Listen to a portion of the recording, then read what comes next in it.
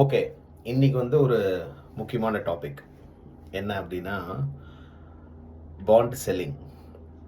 Okay. Bond selling வந்து யூசுவலா அம் யாருமே வந்து பெருசா சப்போர்ட் பண்ண மாட்டாங்க. ஓகே.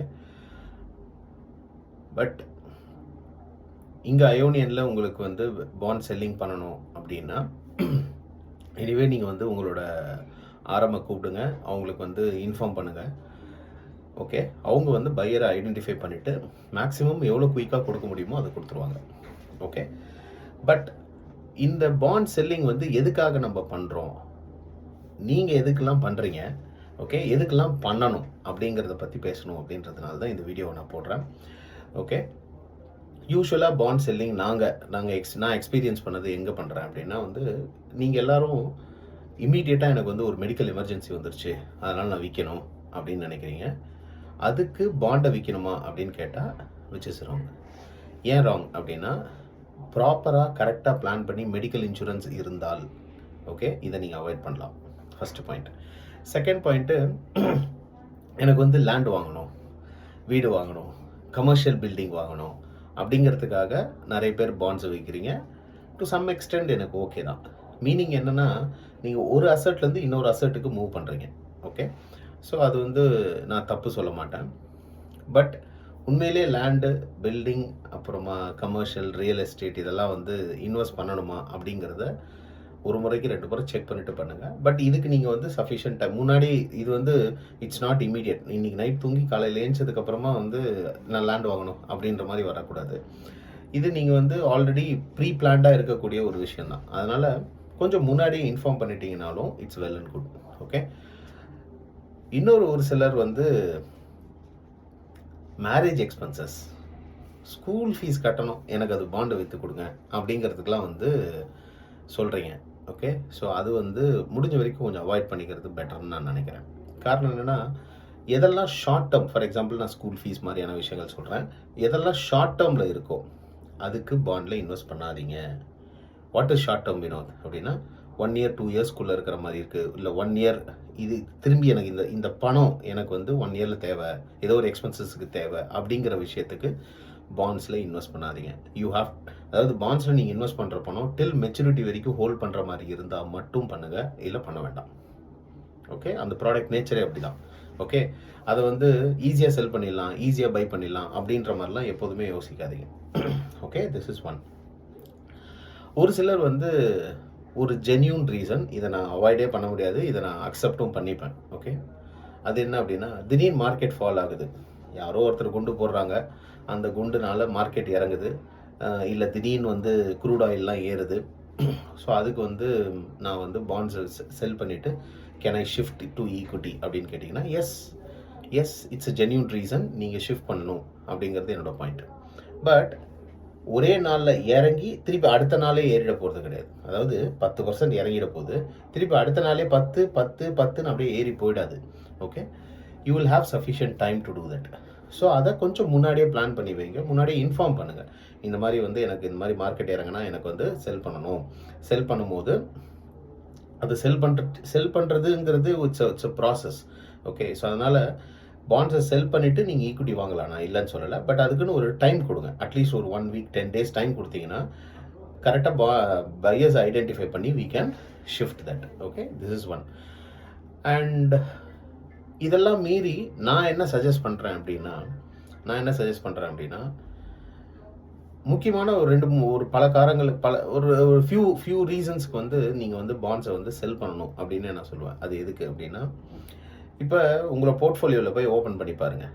யூஸ்வலாக எல்லோரும் என்ன பண்ணியிருப்பீங்கன்னா, இந்த 12% பாண்ட்ஸ்லாம் இருக்குல்ல, அதில் அப்படியே அதிகமாக எக்ஸ்போஷர் வச்சுருப்பீங்க, ஏகப்பட்டது வச்சுருப்பீங்க. ஓகே. அதை வந்து குறைக்கணும், அதை குறைச்சி மற்ற பாண்ட்ஸுக்கு போடணும் அப்படின்னு நினைக்கும் போது you have to sell and buy, அதாவது சேர்னிங் அப்படின்னு சொல்லுவாங்க. ஓகே. இதில் இன்னொரு கான்செப்ட் என்னென்னா, 10% ரூல்னு ஒன்று இருக்குது. வாட் இஸ் 10% ரூல் அப்படின்னா, இப்போ பாண்ட்ஸுங்கிறதே என்ன, நம்ம கடன் கொடுக்கறது. கரெக்ட். பாண்ட்ஸுங்கிறதே கடன் கொடுக்கறது தான். ஒருத்தர் யார் அதிக வட்டி தருவாரோ அவங்களுக்கு நான் அதிக கடன் தருவீங்களா? தர மாட்டீங்க. இன்ஸ்டெட் என்ன பண்ணுவோம்னா, நான் என்ன சொல்கிறேன்னா, ஈக்விட்டியில் எப்படி இப்போ ஆனந்த் சார் ரெக்கமெண்டேஷன்ஸ் கொடுக்கும்போது ஒரு பர்டிகுலர் கம்பெனிலேயே ஃபுல்லாக இன்வெஸ்ட் பண்ணுங்கன்னு சொல்கிறதே கிடையாது. நான் சொல்லக்கூடிய எல்லா கம்பெனிஸ்லேயும் கொஞ்சம் கொஞ்சமாக இன்வெஸ்ட் பண்ணிட்டுவாங்க, ஸ்லோ அண்ட் ஸ்டெடியாக பண்ணிட்டுவாங்கன்றது தான் அவரோட கருத்தாக இருக்குது. ஸோ அப்படி இருக்கும்போது ஈவன் இன் பாண்ட்ஸ் ஒரு பர்டிகுலர் கம்பெனியில் அதிக எக்ஸ்போஷர் வைக்காதீங்க. நான்லாம் வந்து கிளைண்ட் போர்ட்ஃபோலியோஸ் பார்க்கும்போது ஒரு சிலர்லாம் 60% வச்சுருக்கீங்க, 60% ஒன் பர்டிகுலர் பாண்டில் வச்சுருக்கீங்க. அதுக்கு வந்து நம்ம ஒரு வேலிட் ரீசன் வேறு சொல்கிறீங்க எல்லாரும். Reason that is not valid. அது என்னன்னா 12% ஈல்டு வந்து வேறு எங்கேப்பா கிடைக்குது, வேறு எங்கே கிடைக்குது, எனக்கு அதனால தான் நீ 12 வேறு எதனா கொடு நான் வாங்கிக்கிறேன் அப்படின்னீங்க. அப்படிலாம் கிடைக்காது. சீரியஸாக சொல்கிறேன், அப்படிலாம் கிடைக்காது. ஓகே, நல்லா புரிஞ்சுக்கணும். எஃப்டி 7% தராங்க அப்படின்னா ஓகே, அதிலிருந்து மேலே ஒரு 1.5% வச்சுக்கோங்க. You should be comfortable to invest in bonds.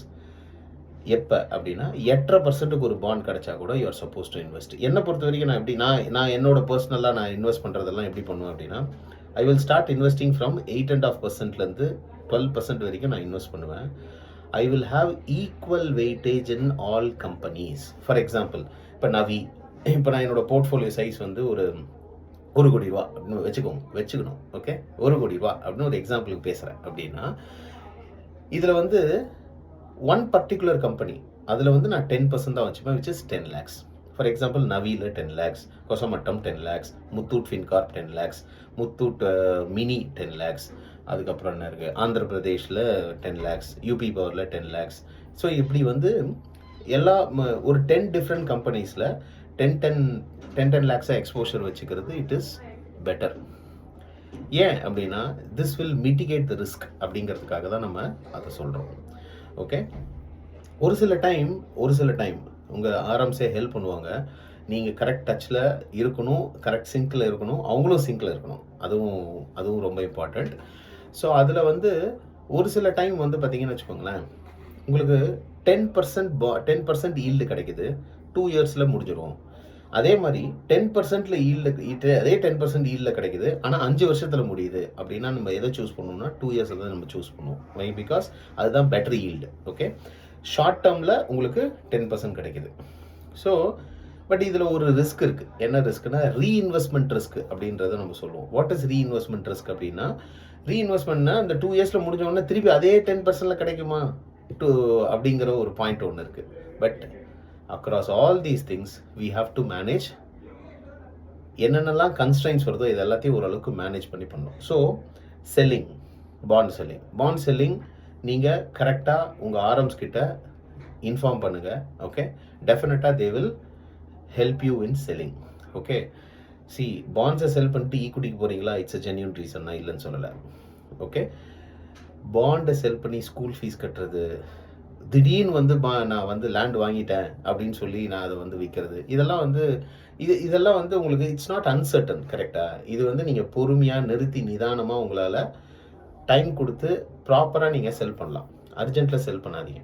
Okay, இதுதான் அதில் இருக்கிற பாயிண்ட். ஸோ இங்கே நீங்கள் எடுத்துக்க வேண்டிய டேக்லைன், அயோனியன் இஸ் லைக் உங்களுக்கு அசஸ் பண்ணுறதுக்கு, எதுக்கு பாண்ட் செல்லிங் அசஸ் பண்ணுறதுக்கு இருக்காங்க. ஸோ அதை யூட்டிலைஸ் பண்ணிக்கோங்கன்றது தான் நான் இங்கே சொல்கிறேன். தேங்க்யூ.